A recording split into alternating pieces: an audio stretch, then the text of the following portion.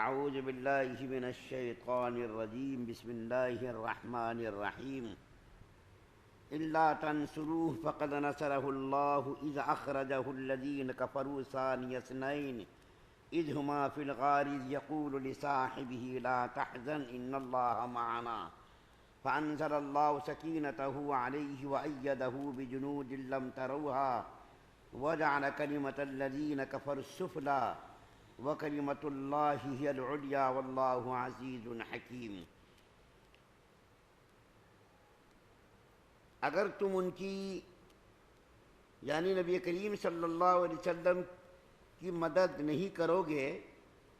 تو ان کا کچھ نقصان نہیں، چونکہ اللہ تعالیٰ ان کی مدد اس وقت کر چکا ہے جب ان کو کافر لوگوں نے ایسے وقت مکے سے نکالا تھا جب وہ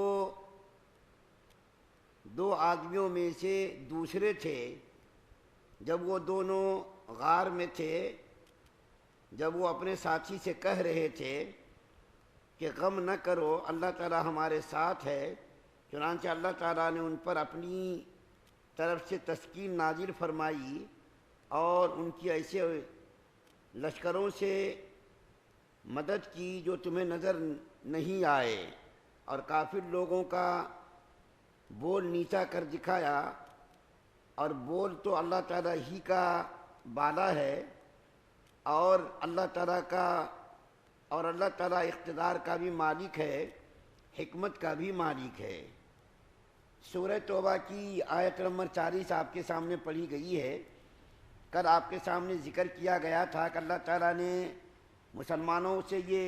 فرمایا تھا کہ تم جہاد کے لیے اگر کوچ نہ کرو گے تو اللہ تعالیٰ تم کو سخت عذاب کے اندر مبتلا کریں گے۔ اس وقت جو آیت کریمہ پڑھی گئی ہے، نبی کریم صلی اللہ علیہ وسلم کی ہجرت کی طرف اس آیت کریمہ کے اندر اشارہ کیا گیا ہے، اور آپ کو معلوم ہے نبی کریم صلی اللہ علیہ وسلم نبوت ملنے کے بعد 13 سال تک مکے میں رہے۔ مکے والوں نے نبی کریم صلی اللہ علیہ وسلم کا جینا دوبھر کر دیا، ہر قسم کی تکلیفیں، ہر قسم کی مصیبتیں نبی کریم صلی اللہ علیہ وسلم کو پہنچائی گئی۔ جب تکلیف انتہا کو پہنچ گئی تو اللہ تعالیٰ کے حکم سے نبی کریم صلی اللہ علیہ وسلم نے مکے سے ہجرت فرما کر مدینے کی طرف کوچ کیا، اور یہ واقعہ پیچھے سورہ انفال میں ذکر کیا جا چکا ہے کہ کفار مکہ نے نبی کریم صلی اللہ علیہ وسلم کو قتل کا پلان بنایا،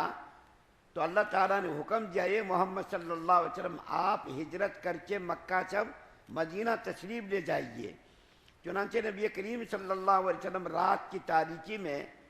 اپنے وطن عزیز کو چھوڑ کر ابو بکر صدیق رضی اللہ تعالیٰ عنہ کو ساتھ لیا اور مکے سے روانہ ہو گئے، اور روانہ ہو کر کے غار ثور میں نبی کریم صلی اللہ علیہ وسلم 3 روز پہنچ رہے۔ جب نبی کریم صلی اللہ علیہ وسلم غار ثور پر پہنچے تو ابو بکر صدیق رضی اللہ تعالی عنہ نے فرمایا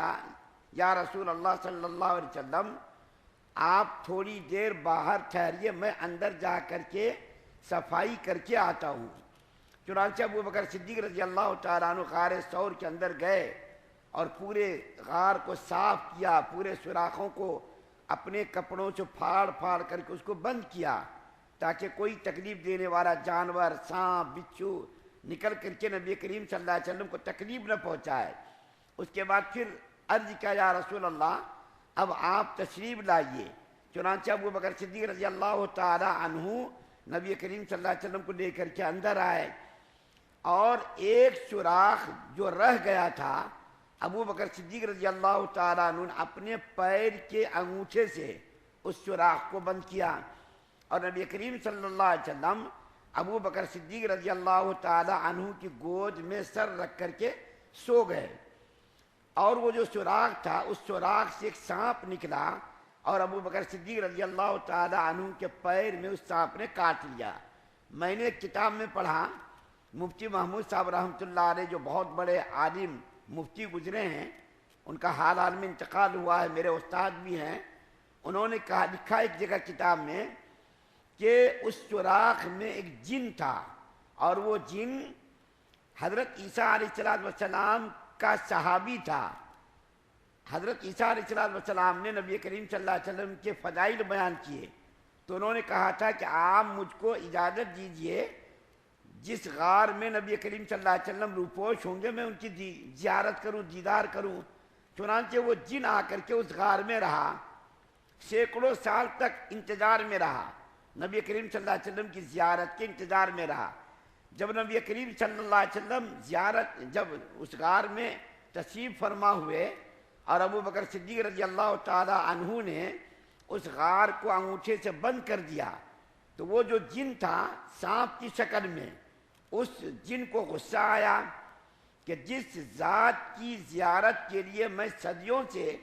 اس جگہ انتظار کر رہا تھا اس ذات کی زیارت تو میں نہیں کر پا رہا ہوں، اور ابو بکر صدیق رضی اللہ تعالیٰ عنہ نے اس کو انگوٹھے سے بند کر دیا ہے تو اس نے کاٹ لیا تاکہ وہ پیر ہٹائیں اور میں اس ذات کی زیارت کر سکوں. چنانچہ ابو بکر صدیق رضی اللہ تعالیٰ عنہ جب سانپ نے کاٹا جو اصل میں جن تھا تو ابو بکر صدیق رضی اللہ تعالیٰ عنہ کو تکلیف پہنچی اور رونے لگے، لیکن نبی کریم صلی اللہ علیہ وسلم کو بیدار نہیں کیا کہ کہیں آپ کی نیند میں خلل نہ پڑے. لیکن ابو بکر صدیق رضی اللہ تعالیٰ عنہ کی آنکھوں سے آنسو جاری ہوئے. آنکھوں سے جاری ہونے والے آنسو نبی کریم صلی اللہ علیہ وسلم کے چہرے انور پر گرے تو اللہ کے رسول صلی اللہ علیہ وسلم بیدار ہو گئے اور پوچھا اے ابو بکر صدیق تم کیوں رو رہے ہو؟ تو ابو بکر صدیق رضی اللہ تعالیٰ عنہ نے عرض کیا یا رسول اللہ سوراخ میں کسی تکلیف دینے والے جانور نے میرے پیر میں کاٹ لیا ہے. اللہ کے رسول صلی اللہ علیہ وسلم نے لعاب دہن اس جگہ لگایا اور اسی وقت وہ تکلیف اور وہ جو درد تھا وہ تکلیف اور درد ختم ہو گیا. اس کے بعد یہاں واقعہ جو اشارہ کیا گیا ہے وہ اشارہ یہ کیا گیا ہے کہ نبی کریم صلی اللہ علیہ وسلم جب غار ثور میں روپوش تھے اور رات کی تاریکی میں نبی کریم صلی اللہ علیہ وسلم مکے سے مدینے کے لیے روانہ ہونے سے پہلے غار ثور میں جب ٹھہرے صبح ہو گئی. مکہ کے لوگوں کو معلوم ہوا کہ اللہ کے رسول صلی اللہ علیہ وسلم تو ہے ہی نہیں مکے میں، کہاں چلے گئے. ابو بکر صدیق رضی اللہ تعالیٰ عنہ کے گھر گیا ابو جہل اور جا کر کے حضرت عاصمہ رضی اللہ تعالیٰ عنہا سے پوچھا کہ تمہارے ابو جی کہاں گئے ہیں؟ تو حضرت عاصمہ رضی اللہ تعالیٰ عنہا نے کہا مجھے کچھ بھی پتہ نہیں، اور حقیقت میں پتہ نہیں تھا کہاں گئے ہیں، بتا کر کے تو گئے نہیں تھے کہ میں وہاں ٹھہروں گا. حضرت عاصمہ رضی اللہ تعالیٰ عنہا نے کہا مجھے پتہ نہیں ہے. ابو جہل ملعون نے حضرت عاصمہ جو بالکل ننھی منی بچی تھی اتنے زور سے تماچا مارا کہ حضرت عاصمہ رضی اللہ تعالیٰ عنہ چکرا کر کے گر گئی اور اس نے کہا کہ میری جان بھی گئی تو میں نہیں بتاؤں کہ میرے ابو اور اللہ کے رسول صلی اللہ علیہ وسلم کہاں گئے ہیں. ابو جہل نے اعلان کر دیا جو آدمی دونوں میں سے کسی ایک کو، دونوں کو یا کسی ایک کو پکڑ کر کے زندہ یا مردہ لائے گا اس کو 100 اونٹ انعام میں دیا جائے گا. چنانچہ مکہ کے لوگ بکھر گئے، ادھر کوئی ادھر، چاروں طرف بکھر گئے 100 اونٹ کے لالچ میں. کچھ لوگ تلاش کرتے کرتے غار ثور تک بھی پہنچ گئے. جب غار ثور کے دہانے پر پہنچے تو کچھ لوگوں نے کہا کہ بھائی اس کے اندر ہوں گے، لیکن وہاں پر اللہ تعالیٰ نے اپنی قدرت سے دیکھیے کیسا انتظام کیا. کر میں نے آپ سے کہا تھا کہ جب اللہ تعالیٰ کوئی کام لینا چاہتا ہے تو کسی کا محتاج نہیں، کسی سے بھی لے سکتا ہے. اللہ تعالیٰ نے وہاں پر اس غار ثور کے دہانے پر مکڑی کو حکم دیا کہ تم جالا تن دو. مکڑی نے جالا تن دیا. ایک جنگلی کبوتر آیا اور اس کبوتر نے انڈا دے دیا اور وہ کبوتر اپنے انڈا سیبنے کے لیے بیٹھ گیا. جب وہ لوگ آئے ادھر ادھر دیکھا تو کسی نے کہا کہ ارے اس کے اندر چلو جائیں گے، شاید وہ دونوں روپوش ہوں. تو کسی دوسرے نے کہا بیوقوف آدمی، اگر اس کے اندر کوئی آدمی گیا ہوتا تو یہ مکڑی کا جالا ٹوٹ جاتا، کبوتر اڑ جاتا، لیکن نہ تو کبوتر اڑا ہے نہ تو مکڑی کا جالا ٹوٹا ہے، یہاں وہ کہاں ہوں گے؟ حضرت ابو بکر صدیق رضی اللہ تعالیٰ عنہ نیچے سے ان آدمیوں کے پیروں کا مشاہدہ کر رہے تھے، دیکھ رہے تھے اور کہہ رہے تھے یا رسول اللہ مجھ کو اپنی جان کی پرواہ نہیں، آپ کی جان کی مجھ کو پرواہ ہے. یا رسول اللہ صلی اللہ علیہ وسلم آپ کو یہ لوگ کوئی تکلیف نہ پہنچا دیں. جب ابو بکر صدیق رضی اللہ تعالیٰ عنہ کی بے چینی انتہا کو پہنچ گئی، پریشان ہو گئے اور کہنے لگے یا رسول اللہ اب پتہ نہ آپ کے ساتھ یہ لوگ کیا کریں گے، آپ کے ساتھ ان لوگوں کا سلوک کیا ہوگا۔ تو اس وقت جو اللہ کے رسول صلی اللہ علیہ وسلم نے زبان مبارک سے جو جملہ کہا تھا، اس جملے کو اللہ تعالیٰ نے قرآن کا حصہ بنا دیا ہے، اور یہ بات عام آدمی نہیں کہہ سکتا، ایک نبی ہی کی زبان سے یہ بات نکل سکتی ہے۔ نبی کا ایمان پہاڑوں سے بھی زیادہ مضبوط ہوتا ہے۔ ایک ایسے وقت جبکہ دشمن سامنے ہے اور اللہ کے رسول صلی اللہ علیہ وسلم بھی دیکھ رہے دشمنوں کو، اور ابو بکر صدیق رضی اللہ تعالیٰ عنہ بھی دشمنوں کا مشاہدہ کر رہے ہیں، اللہ کے رسول صلی اللہ علیہ وسلم کی زبان مبارک سے کیا نکلا؟ لا تحزن ان اللہ معنا، کہ تم اے ابو بکر صدیق غم نہ کرو، اللہ ہمارے ساتھ ہے۔ یہ نبی کریم صلی اللہ علیہ وسلم کی زبان مبارک سے یہ جملہ نکلا، حالانکہ دشمن سامنے ہے، لیکن اللہ کی ذات پر دیکھیے کامل ایمان، کامل بھروسہ کہ اللہ ہمارے ساتھ ہے اور تمہارے ساتھ بھی ہے، تم پریشان مت ہو، یہ لوگ تمہارا کچھ نہیں بگاڑ سکتے۔ چنانچہ وہ کافر لوگ چلے گئے واپس اور اندر جو ہے کچھ بھی نہیں کر سکے۔ تو اللہ تعالیٰ فرما رہے ہیں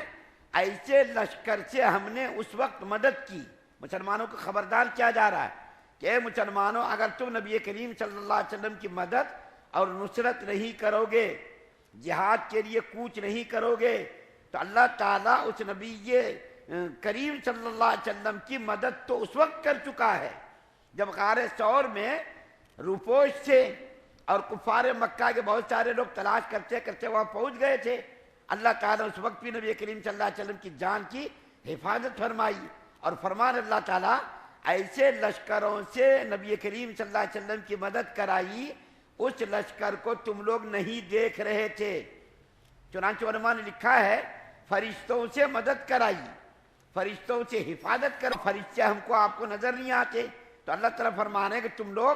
یہ سوچ رہے ہو کہ ہم مدد کریں گے، نہیں، اللہ کی ذات پہلے بھی مدد کر چکا ہے، اللہ کی ذات پہلے بھی مدد کر چکی ہے، اور اللہ کی ذات اب بھی مدد کرے گی، اور اللہ کی ذات آئندہ بھی مدد کرے گی۔ تم لوگ کسی خوش فہمی میں یا گمان میں مت رہنا کہ ہم مدد کر رہے ہیں تو نبی کریم صلی اللہ علیہ وسلم کا فائدہ ہو رہا، بھلا ہو رہا، نہیں، اللہ کی ذات ہما وقت نبی کریم صلی اللہ علیہ وسلم کی مدد کے لیے تیار ہے، اور نبی کریم صلی اللہ علیہ وسلم اللہ تعالیٰ کی نگرانی میں ہیں، اور اللہ تعالیٰ نبی کریم صلی اللہ علیہ وسلم کی حفاظت فرما رہے ہیں۔ اور اللہ کیا فرما رہے ہیں آخر میں؟ اللہ فرما رہے کہ اللہ کا بول بالا ہی اونچا ہوگا۔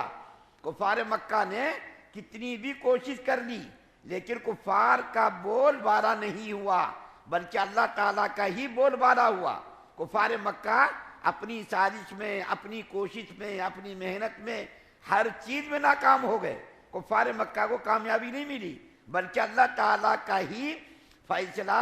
نافذ ہوا، اور اللہ تعالیٰ کا ہی بول بالا ہوا، اور اللہ تعالیٰ کا ہی ہمیشہ بول بالا رہے گا۔ کیوں؟ اللہ تعالیٰ زبردست قدرت والے ہیں، زبردست حکمت والے ہیں، اللہ کی طاقت قوت ساری دنیا پر چھائی ہوئی ہے، ساری دنیا سے زیادہ اللہ کی قدرت اور اللہ تعالیٰ کی طاقت